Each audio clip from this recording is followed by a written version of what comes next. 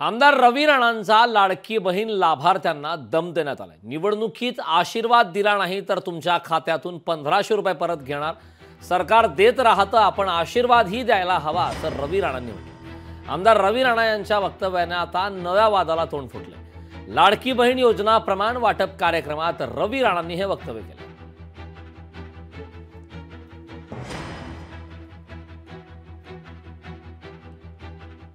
दिवाळीनंतर इलेक्शन झाल्यानंतर किमान यांना 1500 जागी 3000 रुपये केले पाहिजे।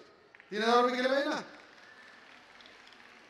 आणि 3000 रुपये पहिले कोणी काही दिलाय तर नंतर काही मिळणार। जर 1500 रुपये आज मिळाले आणि उद्या तुमचा भाऊ म्हणून जर सरकारला विनंती केली की हे 3000 रुपये हे 1500 रुपयाचे 3000 झाले पाहिजे, हे कधी म्हणू शकतो आपण? जेव्हा भर भरून त्यांना तुम्ही आशीर्वाद द्या। ज्यांनी आशीर्वाद दिला नाही तर मी तुमचा भाऊ आहे, ते 1500 रुपये खात्यातून वापस घेऊन घेईल। मला वाटत नाही रवी राणाचे बोलले असतील तर ते पूर्णपणे चुकीचं आहे। तो सरकारच्या निर्णयाचा अपमान आहे, महिला भगिनींचा अपमान आहे। अजिबात 1500 काढून घेतले जाणार नाहीत। उलट पक्षी त्या ठिकाणी ही योजना चिरंतन सरकार चालवण्याची भूमिका घेऊन आहे आणि म्हणून या महिला भगिनी पुन्हा 5 वर्षात ही योजना परमनंट चालावी म्हणून महायुतीलाच त्या ठिकाणी आशीर्वाद देतील।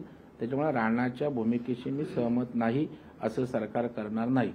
सरकारी पैसा यांच्या बापाचा आहे का? रवी राणाच्या कमाईचा आहे किंवा या सरकारच्या मुख्यमंत्र्यांचा उपमुख्यमंत्र्यांच्या कमाईचा आहे? योजना केवळ आता यांची नीती ही कुनीती हे आता स्पष्टपणे दिसत आहे। हा रवी राणा जे म्हणलं आहे ते सरकारच्या मनातील बोललेलं आहे, ते शिंदेच्या मनातील, ते फडणवीस यांच्या मनातील, ते अजित पवारांच्या मनातील बोललं आहे की योजना केवळ आणि केवळ मतासाठी आहे। मताची झाली कडकी, बहीण आठवली लाडकी। आमदार रवी राणांनी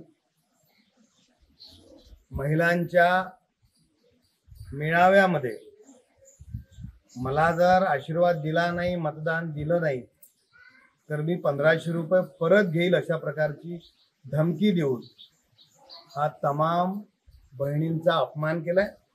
1500 रुपये याच्या घरचे नाहीत, याच्या वडिलांचे नाहीत आणि म्हणून रवी राणांनी माफी मागावी, कान धरून माफी मागावी, अन्यथा याच बहिणी त्याला धडा शिकवल्याशिवाय राहणार। लोकशाही मराठी ऐका, पहा, जागरूक रहा।